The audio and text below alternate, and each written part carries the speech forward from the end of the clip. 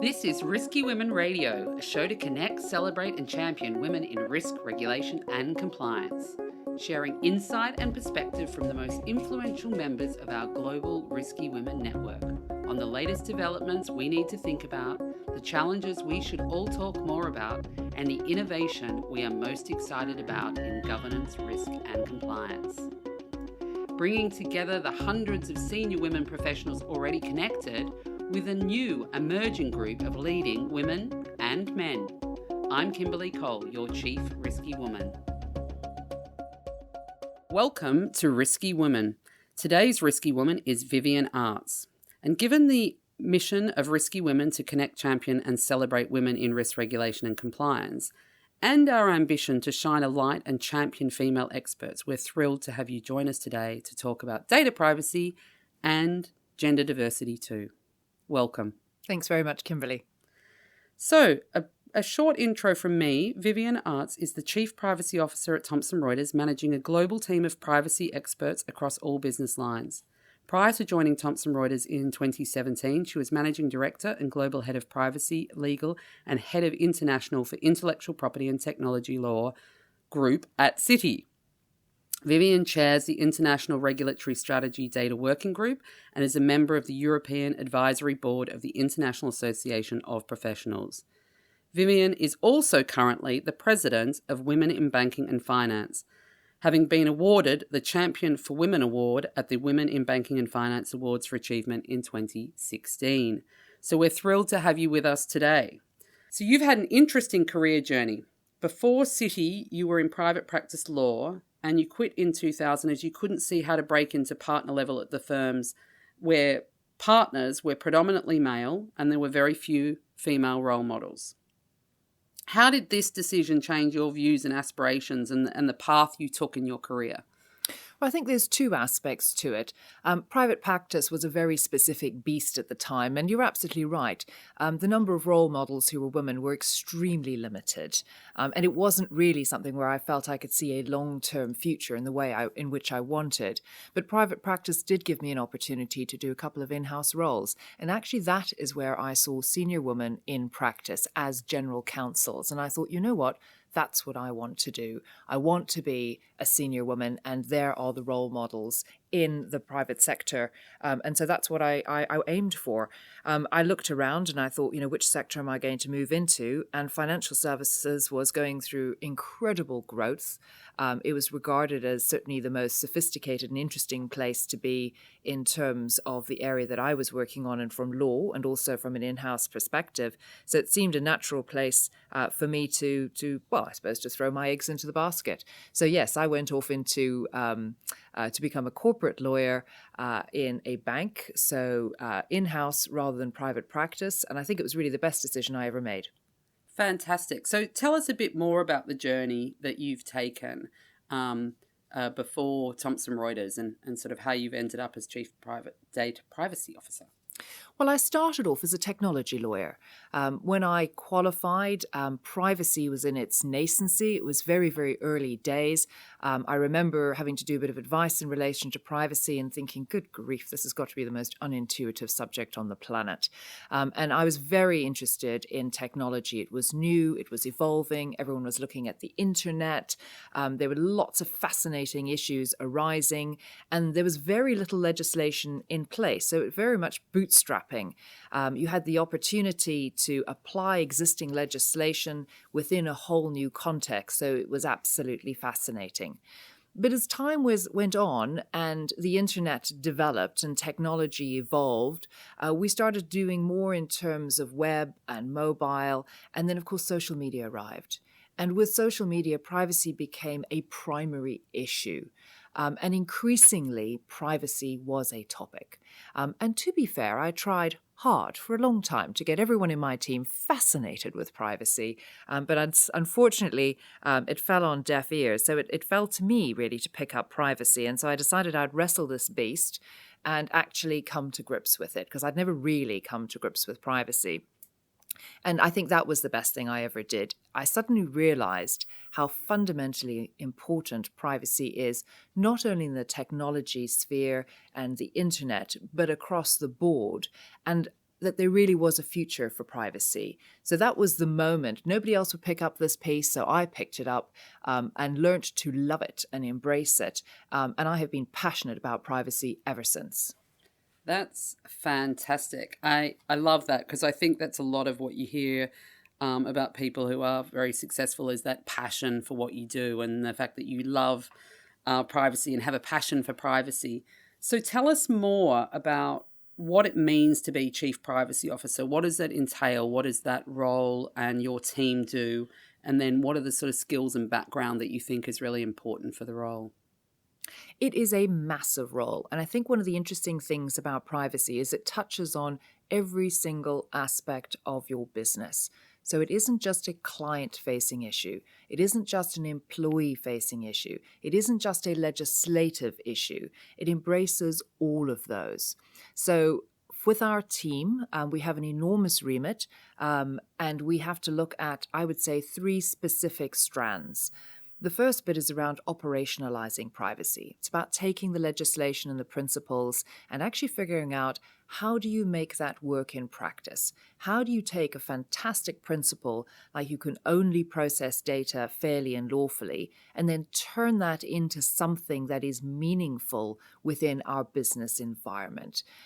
So I think that's an important element of it. And I think for most firms, that's probably the most challenging piece. The next piece is on the advisory side.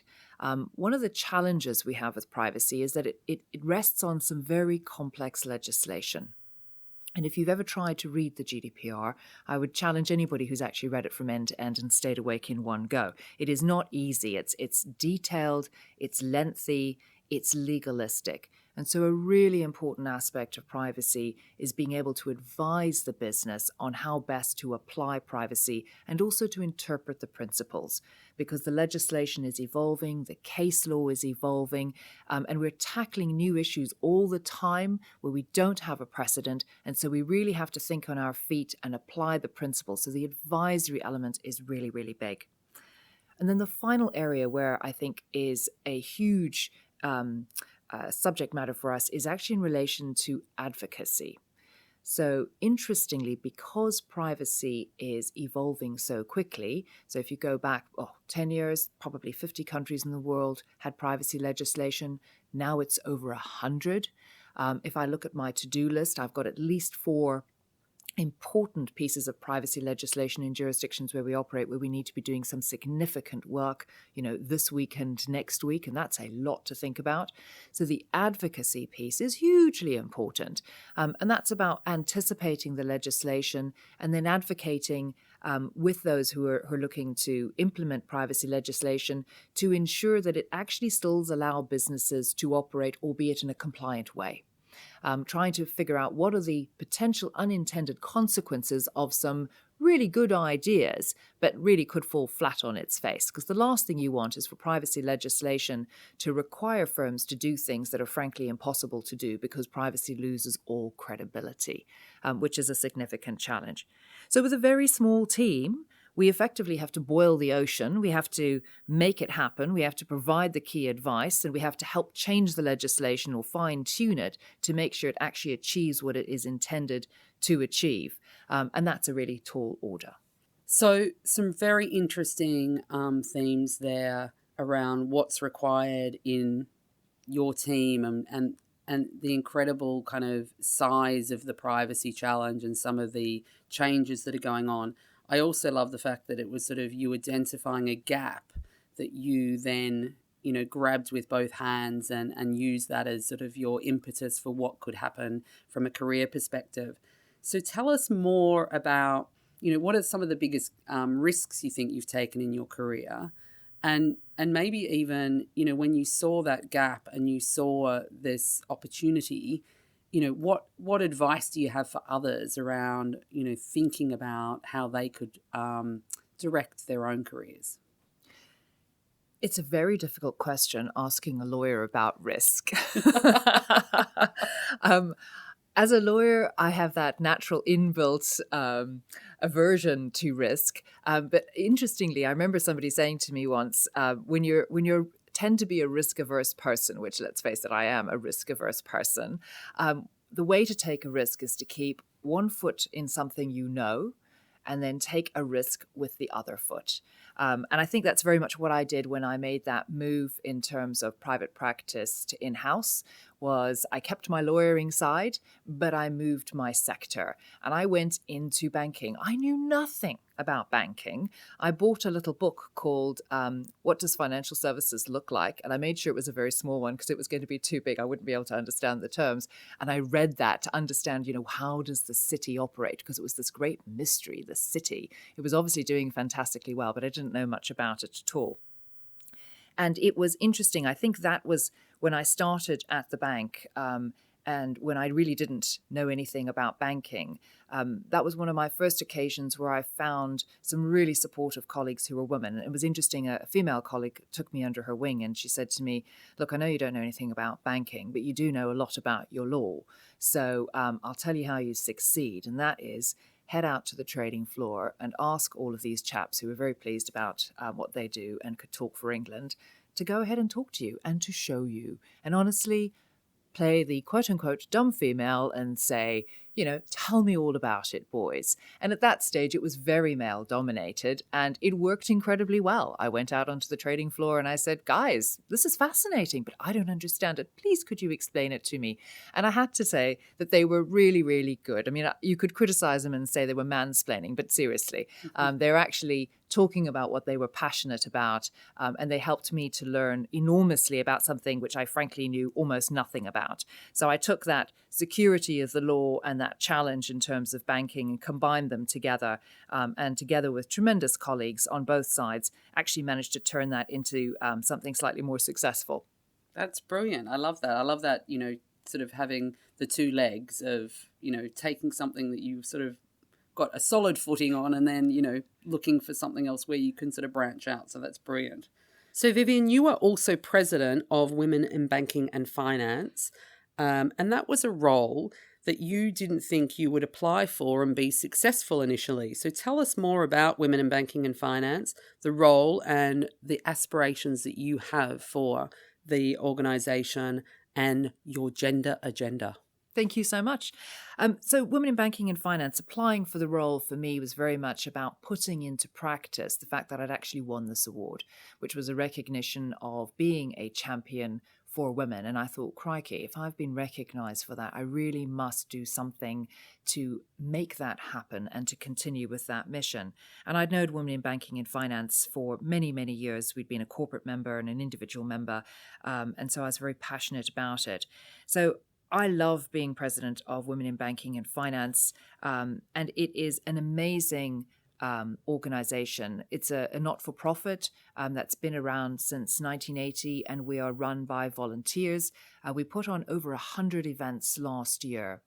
But when I took up the presidency of Women in Banking and Finance, we sat down together and said, we've been around since 1980. What do we do best, and where do we want to see ourselves going forward? And we reflected on the importance of our network. The network work we do is phenomenal. We do mentoring programs, personal development programs, millennial programs, women on boards programs. So lots and lots of opportunities for women to achieve their full growth potential and to achieve their career ambitions. One of the other areas that we do a lot of work in is in relation to the awards, and I feel very passionate about the awards. They're called the Awards for Achievement for a reason, because it is a phenomenal opportunity for us to recognize and celebrate the tremendous talent within the financial services sector. And we're one of the first awards events for women in the city. But looking forward, there's a lot of support for an enormous network like ours. And of course, we have 5 branches across the country as well. But for me, it was very much about recognizing the environment in which we are operating. So we have the Women in Finance Charter, we have the gender pay gap reporting, we've got the 100-year anniversary of women getting the vote. Last year was 100 years since women were allowed to join the armed forces. Next year is 100 years since women were allowed to practice the law. And I feel as if we're on this tremendous cusp of change. So Women in Banking and Finance has a focus on being the voice of women in the city to drive and deliver change, to enable our corporate members to embrace those practices which will drive gender equality of opportunity within their organizations, and then working with government to help build on what the Women in Finance Charter is actually achieving. So we have a close working relationship with HMT and other government departments to better understand what can we do at the macro level, at the government level, to enable women to succeed in the financial services sector specifically, and then more broadly as women within the UK, as 51% of the talent and the population. Okay, so I want to move on to getting into more of the details around being Chief Privacy Officer and what that has meant, because obviously 2018 is considered to be quite a watershed year for the conversation around privacy and transparency, especially with the European Union's General Data Protection Regulation, or GDPR, taking effect. So you've outlined some of the areas that involves, but what is the main focus for you and the team around the globe with GDPR? GDPR is a game changer, completely and utterly. And I have to say, it's taken privacy from the back room straight to the boardroom. But it's been a very quick transition in many ways, particularly for firms who have been living under the current directive for many years, or in lots of different jurisdictions where privacy is either not a feature at all or is only starting to gain traction. So it is a significant mindset and cultural change for firms. And that poses lots of challenges for someone in a role like me, which is a chief privacy officer. Now, thankfully, Thomson Reuters is totally on top of this, and they have got a grip with privacy and have a program in place and so on and so forth. But the real challenge, even if you're in a firm that is hugely supportive of the privacy agenda, is translating that into privacy as the new normal. Taking it from complex legislation into something that we can actually all implement, because it's a bit like information security. It doesn't sit with a department. Privacy doesn't sit with a nice little team somewhere who can read the legislation and tell you what to do. It really sits with everyone in the business. And as a result, it's translating those basic principles to the business so that people can implement in everything they do. So when they're thinking of sending out a mass mailing, they're thinking, ooh, crikey, I wonder what the privacy implications are. Do I have permission to send out this email to everybody? What sort of things should I be including in it? What are the rules around direct marketing? Because guess what? They're changing all the time. So it's getting businesses and the individuals within those businesses to understand the privacy impact of everything they do. Within HR, it's, who should be keeping the files on employees? Should managers have their own little subsection in Outlook together with a manual folder, together with what HR has, together with whomever? And by the way, nobody ever deletes anything. Or do we actually need to think about, where does the main record sit? How long should we keep it? Who should have access to it? How do we protect it? And then the other piece is recognizing data subject rights. It's been a huge change in practice, I think, for firms to recognize that data subjects have rights. They have the right to access their information, to change it if it's wrong, to ask for their data not to be processed, and they can also port their data. So data subject rights need to be acknowledged and referred to. But the other piece of it is we also then need to hold data in a way so that it is readily accessible to those individuals when they need it. I think one of the biggest challenges for many firms has been that they've grown organically over the years and data has just exploded. And so mapping that data, understanding where it is, and ensuring that you can readily access it if you need to is a huge and important element to it. One of the questions I often get actually in relation to a privacy practice is whether or not you should all be lawyers. And I am a tremendous advocate of no, we should not all be lawyers. I think there's a really important role for lawyers in terms of the advisory piece. But I think one of the things about privacy is that if you're going to be truly effective, you really need to move away from a legalistic approach to a practical approach. And so if the people who are helping to explain it to you and to help you shape your processes are not non-lawyers, then I think you're going to end up with a very legalistic and tedious approach that isn't really necessarily implementable in a simple way. And do you think that the individuals and I mean even in their day-to-day sort of consumer lives and their understanding impacts the way people then respond in the business life? Because I think there has been a lot more awareness because of some of the things that have happened with Facebook and data breaches, etc. Does that help from a business perspective if individuals are understanding their own rights better? I think it's been one of the best ways to do training, is to turn things on their head and say, put yourself in the feet of the customer, but also think about this in the context of your personal life. And that's one of the fascinating features about privacy, is it isn't just an issue for the workplace. It's an issue for people individually. How do I adjust the settings on my phone? Do I allow location tracking? And then you can translate that into the work environment, in a sense, far more easily, because you've had to deal with it personally as well. How have you set up your internet security at home? Have you been the subject of a cyber attack at home, or have you been spammed? All of these things individuals have a personal experience of, and I think it really helps them to shape how they approach customers and how they then deal with data in the workplace as well. And again, as I said, it's one of the fascinating things about privacy is it has touch points absolutely everywhere. And it's very difficult these days to identify data that isn't non-personal. And even if it is non-personal, like weather data, it may still, in the end of the day, have an individual impact. And what makes data so important to firms these days is actually the ability to target it in an individual way. And so privacy always becomes a feature of that strategy and that discussion.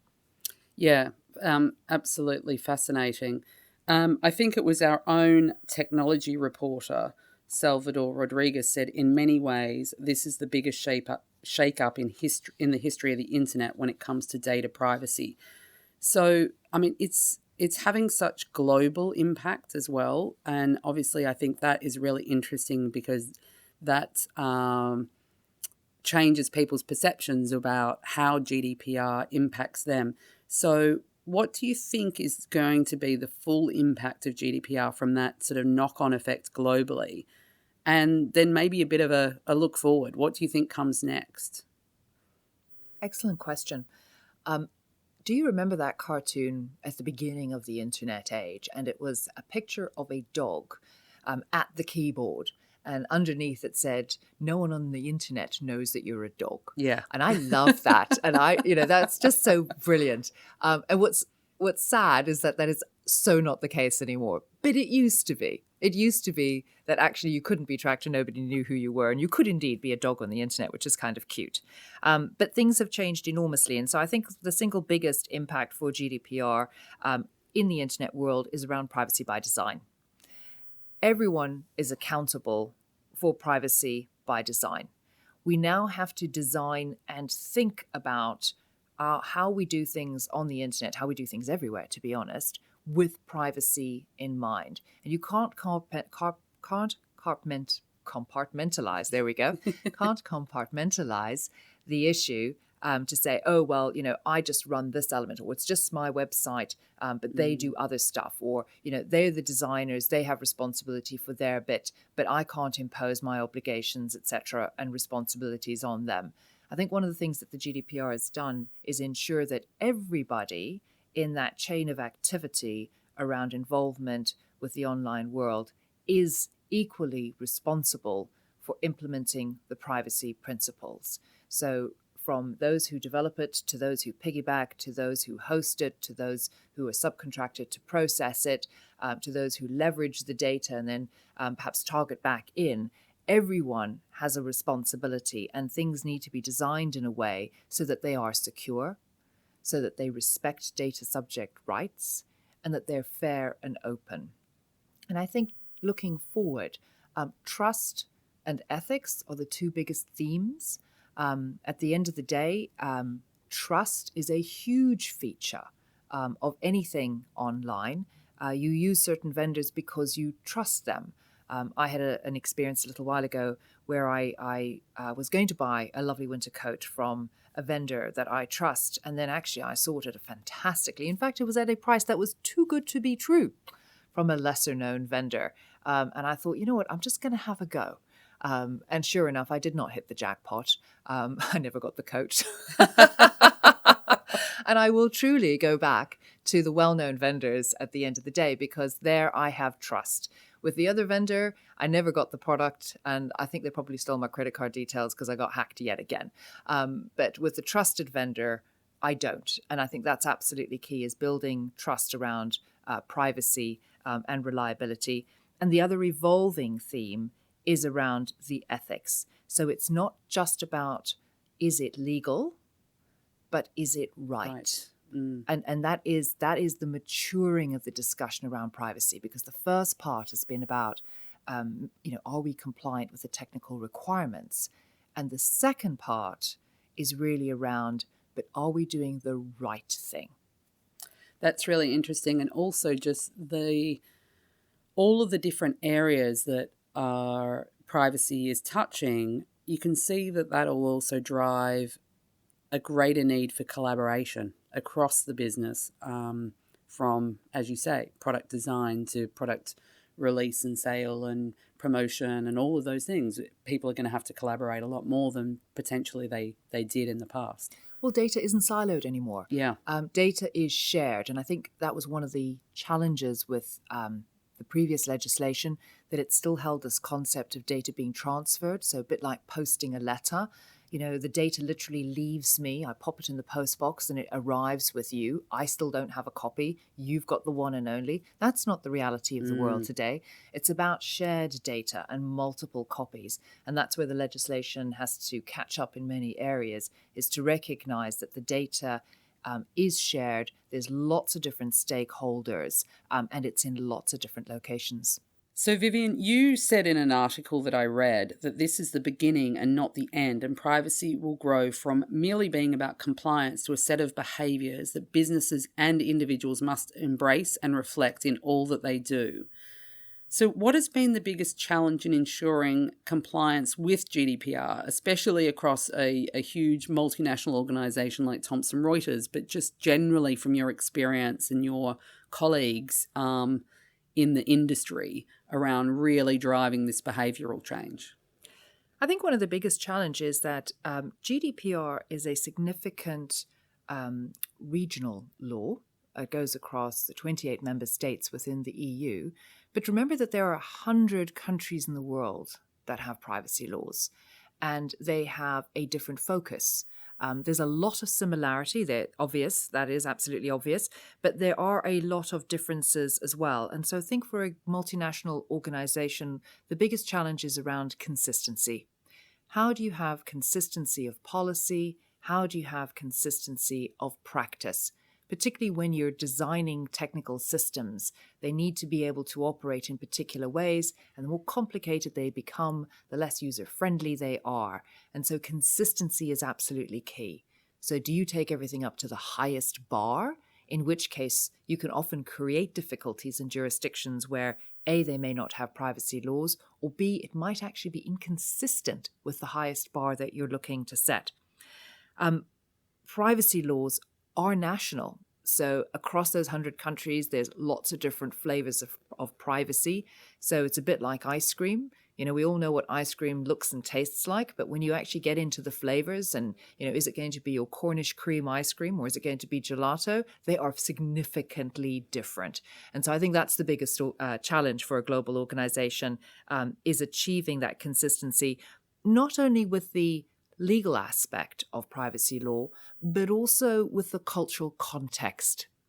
So activities that might be regarded as absolutely suitable in the US feel frankly creepy if you're in France or in Italy. Things that are acceptable in Hong Kong, which has a privacy law, may not be compliant with EU GDPR requirements at all.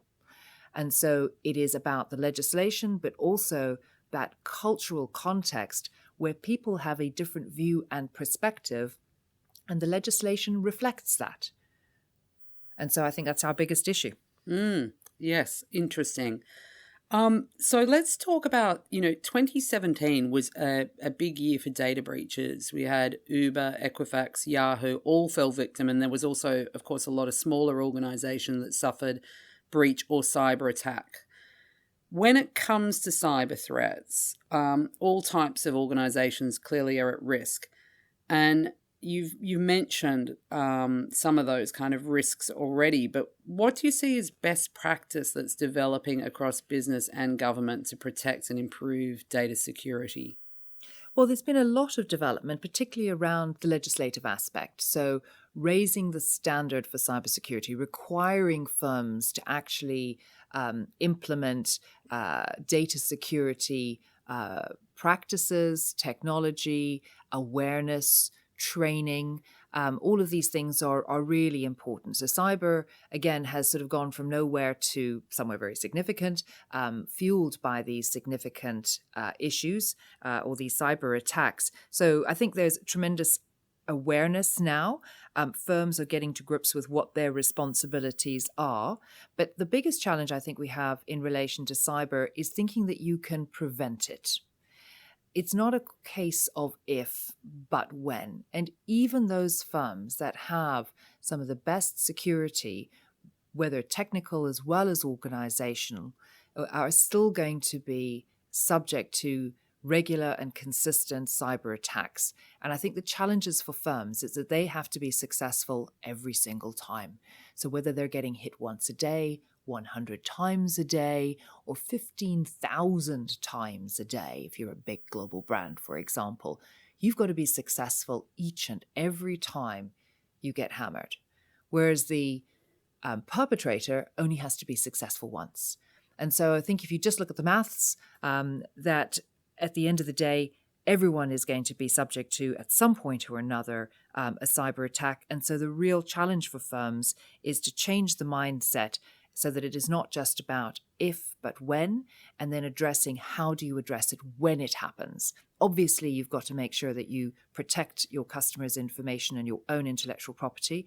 But when a cyber attack happens, how do you go about dealing with it, communicating it, and remediating it? Absolutely essential. And if you can give your customers a positive experience out of something negative, then you will continue to earn their trust and your brand will grow. But if, unfortunately, you completely mess it up, then the reputational risks are incredibly high. And trying to cover up these things, obviously, we've seen has not been the way to go forward. Yes. Communication and getting the news out there quickly has clearly been an advantage for those where, these issues have happened. I mean, you've then got the other side where there is so much change, so much development. You've got, the Internet of Things, smart city initiatives. These are opening up huge opportunities to automate, to personalize, and to connect people together. Given cybersecurity risks with things like the Internet of Things, what do you think of the privacy challenges of IoT and what that means for smart cities and some of these more automated opportunities that we're seeing from a business perspective? Well, I think privacy by design is the fore. So the difficulty with the Internet of Things is often we've got a relatively cheap product with an Internet-enabled feature or facility to it, whether it's a baby monitor or a talking doll or whatever, or your heating system at home. But the security around it isn't necessarily anticipating how that completely neutral technology could potentially be exploited due to the interconnectedness. And we've already seen a couple of cyber breaches where it's been an exploitation of some Internet of Things type of feature or technology that has facilitated the rapid and exponential spread of a particular cyber attack and increased the impact enormously. So I think we have to stop thinking about, this is just a little feature in a doll that lets you sort of play back, et cetera, and then you can adjust stuff if you log on to the website, blah, blah, blah. So, I mean, really, what is the impact there? I think you need to be thinking a lot more carefully about the interconnectedness. Otherwise, we're going to end up with something of a domino effect. And we need to recognize that interconnectedness means interdependence. And so even if something seems small and insignificant, the potential for exploitation is huge. And so even the smallest, most insignificant little Internet of Things feature needs to be designed with a bigger picture in mind. And I think that's the mindset change that we need to move to. And that's all about what Privacy by Design is thinking about. Think about the implications. Think about the potential. Very interesting. So, in your expert opinion, is GDPR good for business? Oh, that is a big question. I have come to know and to love the GDPR. I think that the GDPR is challenging to implement, but overall, I would say that it is good for business because it builds trust. We have it out there, it's transparent, and it's promoting best practice in relation to privacy, so that really must be good for business. Excellent, and really strong themes there around trust and ethics, which I think are very interesting going forward. Connecting, celebrating and championing women in risk, regulation and compliance, Risky Women Radio takes an intimate look at the rants and revelations of the top women shaping the debate and the industry. Okay, on to our Risky Women rants and revelations. So, what one thing do you know now that you wish you knew then, or the piece of advice that you would give to your younger self? Speak up and be bold. Ask what you want for. I think you have to recognize that no one can read your mind. So if you want it, you're going to have to say it. I think that would be my advice to my younger self. Very good. Yes, I always say that to people is no one is walking around with your CV in their head and they can't find that, box to put you in. Absolutely. Absolutely. And what one thing do you wish that you could change now and why? I wish that we could have genuine gender equality of opportunity across the board. And the reason I wish that is that it makes tremendous business sense and frankly, it's fair. And that reflects itself in my passion for women in banking and finance and what we're looking to achieve there. I think gender equality is important not just for women, but for men as well. It creates the right working environment. And as all the studies show, it's great for business. Absolutely. I couldn't agree more. Risky Women is a vibrant network at the centre of a global community in a rapidly growing, evolving and influential industry. Given the continued pace of change, our rapid fire round revisits the most pressing topics to share ideas and offer listeners new perspectives. Okay, our rapid fire round.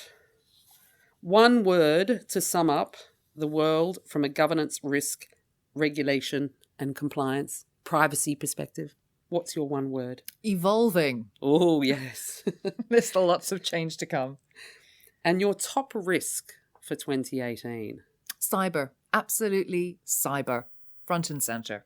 And what's your cure for the cost of compliance? Don't we wish we knew the answer to that? I would say basic principles, not bureaucracy. The challenge is that too much compliance has become bureaucratic. So if we could reduce it to basic principles that people can actually implement easily, I think only then can we reduce the cost of compliance. Biggest technology impact on compliance and risk? Artificial intelligence would be my choice.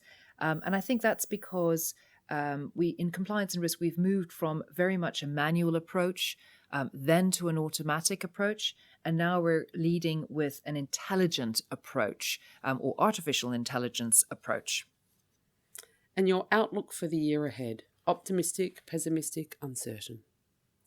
Well, I think the outlook is uncertain, but my view is optimistic because I see all change as opportunity. Excellent. Thank you very much, Vivienne, for joining us today on Risky Women. Thank you very much. I enjoyed it very much. Thank you for listening to this exciting episode of Risky Women Radio to connect, champion and celebrate women in risk, regulation and compliance. I'm Kimberley Cole, based in Hong Kong. For more information on the Risky Women Global Network, head to our website in the episode notes, and please be part of the ongoing conversation by subscribing to this podcast, connecting with us at Risky Women on Twitter, or even reaching out to me directly by email.